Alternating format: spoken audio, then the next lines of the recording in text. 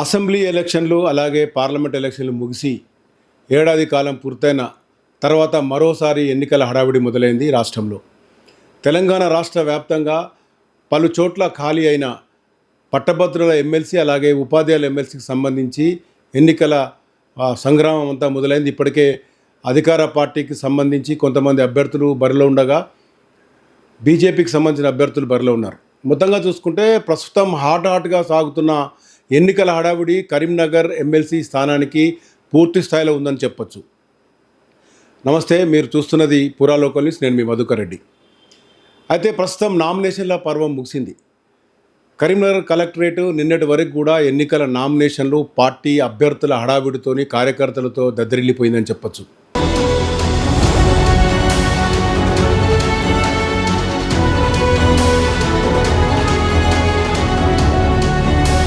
ప్రస్తుతం జరుగుతున్న ఎమ్మెల్సీ ఎన్నికల్లో కరీంనగర్, నిజామాబాద్, ఆదిలాబాద్, మెదక్ 4 జిల్లాలకు సంబంధించిన ఎమ్మెల్సీ స్థానానికి పట్టభద్రుల స్థానం అలాగే ఉపాధ్యాయుల ఎమ్మెల్సీ స్థానానికి ఎన్నికలు జరుగుతున్నాయి.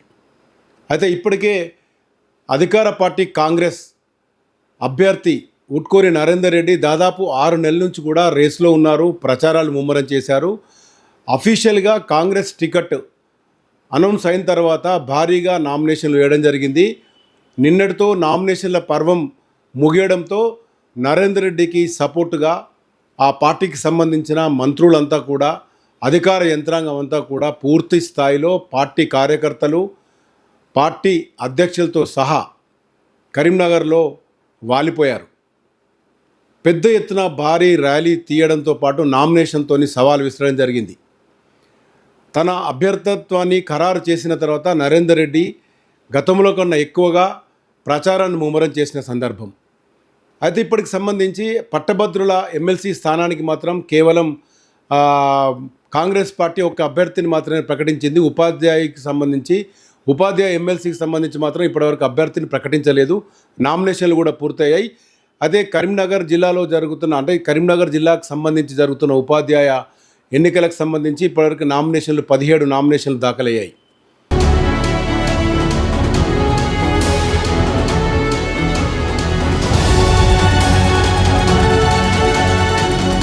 ఈ 17 నామినేషన్లు ఇప్పటివరకు కాంగ్రెస్ పార్టీ అధికారికంగా ఏ అభ్యర్థిని ఉపాధ్యాయ ఎమ్మెల్సీ స్థానానికి ప్రకటించలేదు. కేవలం పట్టభద్రులకు సంబంధించి నరేందర్ రెడ్డి మాత్రం ప్రకటించడం జరిగింది. అయితే ఉట్కూరు నరేందర్ రెడ్డి కరీంనగర్ జిల్లాతో పాటు ఇటు ఆదిలాబాద్, మెదక్, నిజామాబాద్ జిల్లాలో ఒక విద్యావేత్తగా, విద్యా సంస్థల అధినేతగా చాలా ప్రాచుర్యం పొందారు. ప్రచారంలో కూడా ముందు సాగుతున్న పరిస్థితి. మరోవైపు బీజేపీ మాత్రం 2 స్థానాలను అభ్యర్థులను ప్రకటించింది. ఇటు అభ్యర్థులకు సంబంధించి ఎమ్మెల్సీ 2 స్థానాలకు పోటీ పడుతుండగా ఉపాధ్యాయ స్థానానికి సంబంధించి మలక కొమరయ్య పల్లవి స్కూల్స్ అలాగే ఢిల్లీ పబ్లిక్ స్కూల్ చైర్మన్ ఆయనను బరిలోకి దించడం జరిగింది. పట్టభద్రులకు సంబంధించి అంజిరెడ్డిని బరిలోకి దించడం జరిగింది. అయితే అంజిరెడ్డి మెదక్ ఉమ్మడి జిల్లాకు సంబంధించి గతంలో బీజేపీ పార్టీ అధ్యక్షుడిగా పనిచేయడగా ప్రస్తుతం సీనియర్ నేతగా కొనసాగుతున్నారు. ఇటు మల్క కొమరయ్య మాత్రం బీజేపీ అభ్యర్థిగా టీచర్స్ ఎమ్మెల్సీ స్థానానికి ఉన్నారు. మొత్తంగా చూసుకుంటే ఈ 2 పార్టీలు మాత్రమే అభ్యర్థులను పూర్తిగా బరిలోకి దించాయి. అయితే మాజీ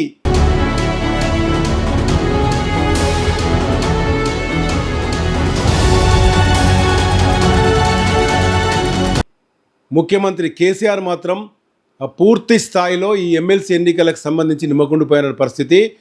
ఇప్పటివరకు వాళ్ళ పార్టీకి సంబంధించిన ఎలాంటి అభ్యర్థిని ప్రకటించడం కానీ మద్దతు పలకడం కానీ జరగలేదు. అయినప్పటికీ కూడా కరీంనగర్ ఎమ్మెల్సీ స్థానానికి సంబంధించి దాదాపు 100 మంది పట్టభద్రుల స్థానానికి నామినేషన్ దాఖలు చేయడం జరిగింది.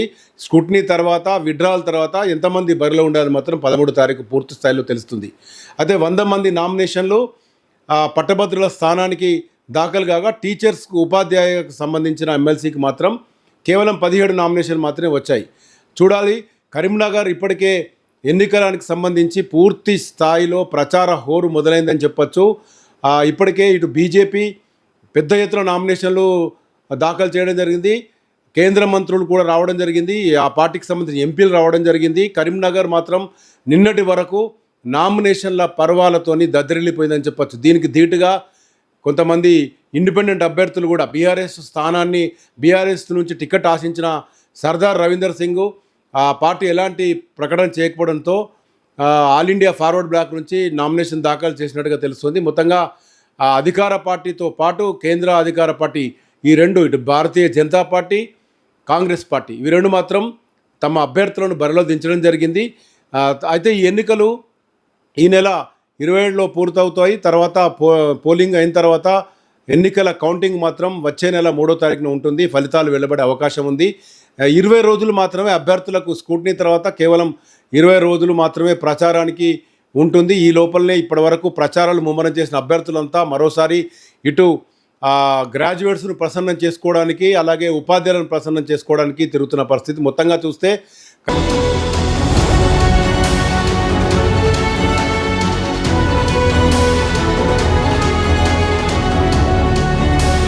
కరీంనగర్ ఉపాధ్యాయ, కరీంనగర్ పట్టభద్రులకు సంబంధించిన ఎమ్మెల్సీ స్థానాలకు ఎన్నికల హడావిడి మొదలైంది. హోరాహోరీగా రెండు పార్టీలు మాత్రం ప్రచారాలు ముమ్మరం చేశాయి. అభ్యర్థులు మాత్రం ఇప్పటికే చాలామంది కూడా తమ సొంతగా ఎన్రోల్మెంట్ కార్యక్రమం చేశారు. పట్టభద్రులకు సంబంధించి ఎవరైతే ఎన్రోల్మెంట్ ఎక్కువగా చేశారో వారు చాలా కాన్ఫిడెంట్గా ఉన్నారు గెలుపు ఓటములకు సంబంధించి.